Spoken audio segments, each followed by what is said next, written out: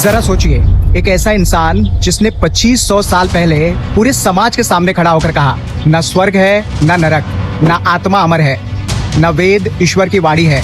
जब लोग सवाल पूछने से डरते थे, तब उसने धर्म, कर्म और मोक्ष तक को चुनौती दे दी। वह था भारत का पहला महान नास्तिक, चारवाक। आज से लगभग 2500 साल पहले भारत में यज्ञ, कर्मकांड और धार्मिक मान्यताओं का बोलबाला था। लोगों को बताया जाता था कि इस जीवन के दुख सहो ताकि अगले जन्म में सुख मिले। लेकिन तभी एक आवाज उठी, एक ऐसी आवाज जिसने कहा, जिस अगले जन्म को किसी ने देखा ही नहीं, उसके लिए इस जीवन की खुशियां क्यों कुर्बान करे। यह आवाज थी चारवाक की। चारवाक का दर्शन बहुत सीधा था। वह कहते थे, जो दिखाई देता है वही सत्य है। अगर किसी बात का प्रमाण नहीं है तो उसे आंख बंद करके मत मानो। उन्होंने स्वर्ग, नरक, पुनर्जन्म और आत्मा जैसी धारणाओं पर सवाल उठाए।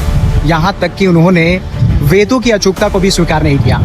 उनका मानना था कि इंसान को डर और अंधविश्वास से नहीं, बल्कि तर्क और अनुभव से जीना चाहिए। इसी वजह से उन्हें कई लोगों ने विधर्मी कहा, उनकी आलोचना की, लेकिन उनके विचारों को पूरी तरह मिटा नहीं सके, क्योंकि सवालों को दबाया जा सकता है, खत्म नहीं किया जा सकता।